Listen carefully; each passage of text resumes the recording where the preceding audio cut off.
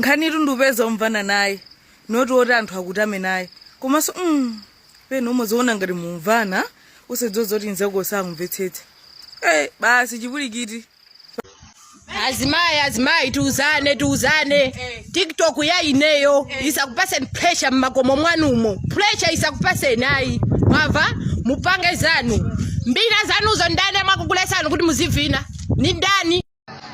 nde amene akufuna kupanga zaine azingopezeka yekha mukati kuti ziliko dona ndenditi panyero pako hule iwe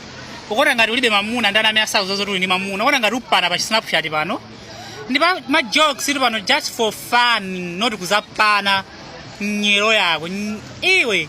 ndaboza panga zako so pano ngati zakunyasa ungodusa usapanga like kapena comment. Dai newe noona ngati simple wangu wazichikondi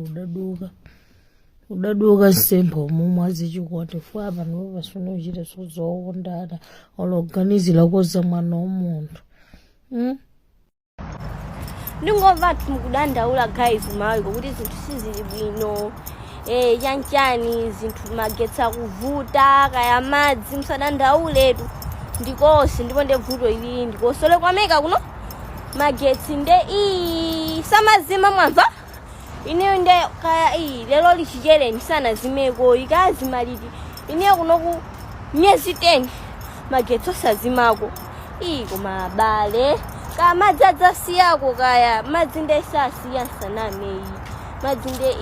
musadandaule mwamva pasali munyengo imodzi sanameyi so tukukhala tukumana ndi mavuto amene wamwamva madzosasiya magetsi kumabale kazimaliti kaya inu